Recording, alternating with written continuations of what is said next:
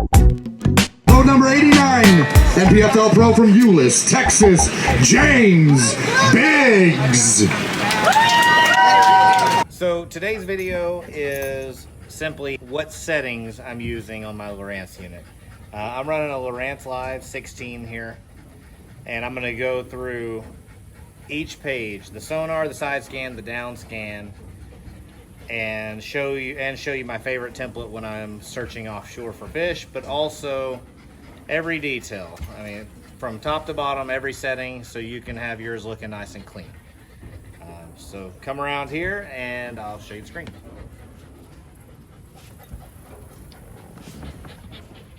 Okay. Starting with sonar. Obviously, you would like to be doing this moving.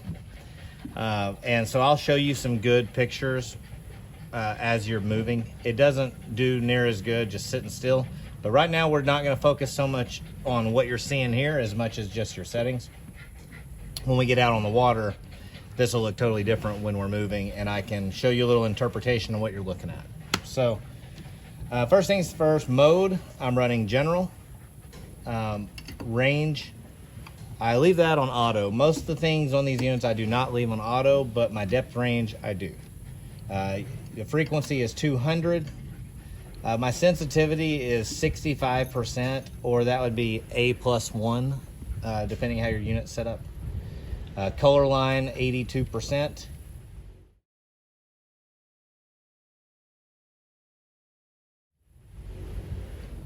And on the advanced, I leave the noise rejection and surface clarity low. Your scroll speed's normal with the max ping.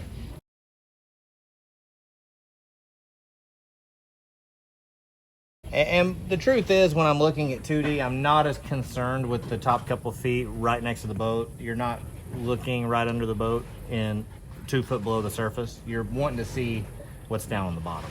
So that's really, I leave a little more clutter up top to get a better picture down lower. Okay, so come over here.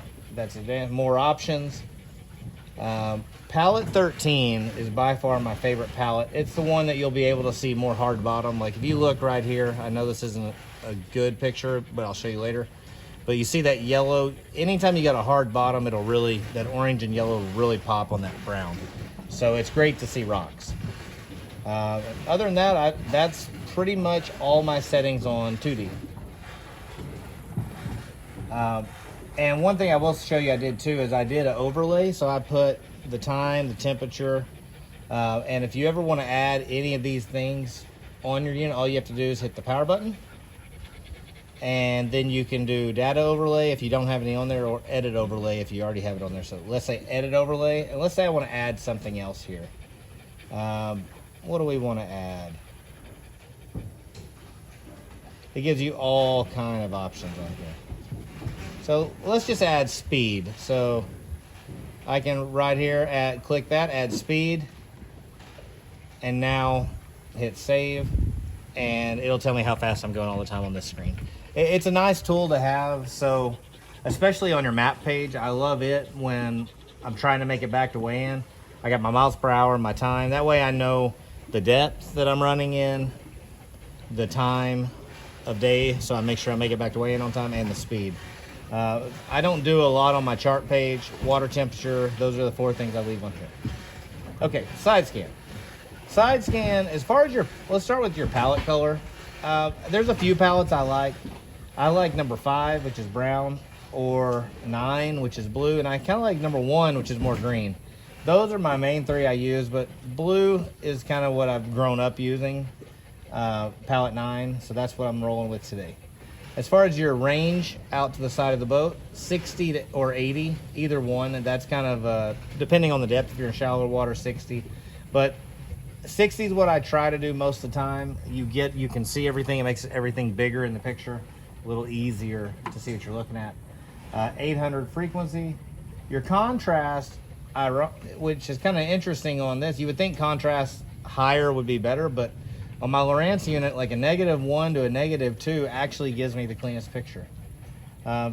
Still low on the surface clarity, and that's pretty much it. The side scan setup, I keep simple.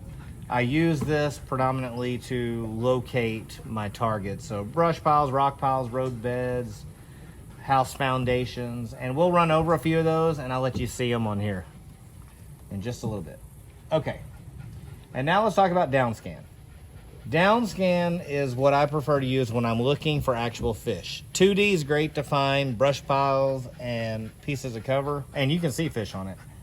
And I grew up using it, so I'm more comfortable with it. But truth be told, the down imaging is probably the best to see individual fish. Like when I was on Pickwick this past week idling ledges, the fish showed up the very best on the down imaging. However, I like running a down imaging and a 2D side by side on the screen.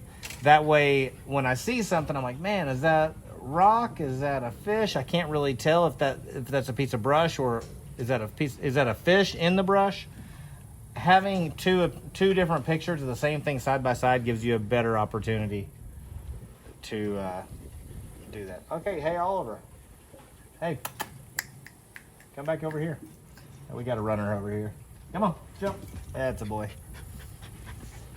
Okay, so really that's the main three as far as we're using. And so auto range, I turn my contrast up to 4 on my down imaging, and I either run a palette 4 or a palette 1. That's my main. I'll sit here and go through all of them, but day in and day out, 10, 4, and 1 are my favorite 3. The green is just easy on the eyes on the down imaging. Advanced, keep that low. Go through here. I don't have fish reveal. It seems to me like when I run the fish reveal and everything, it's more smoke and mirrors, and it actually clutters up the screen more.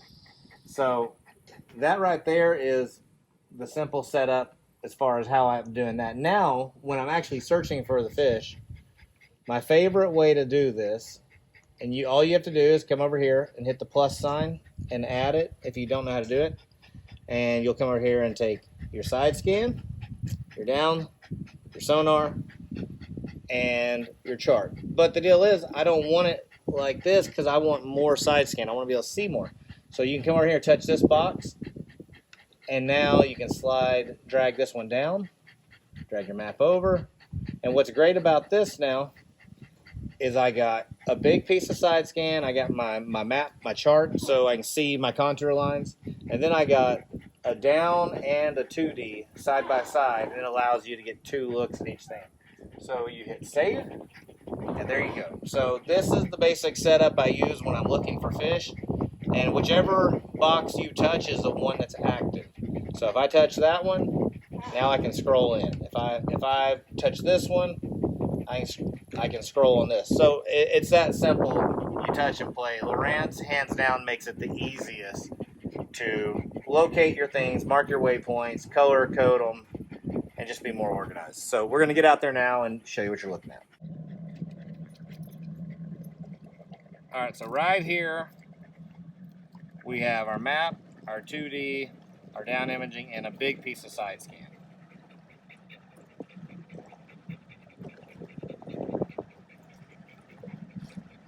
I'll show you kind of what a road bed looks like. Right there, we're going over a road bed.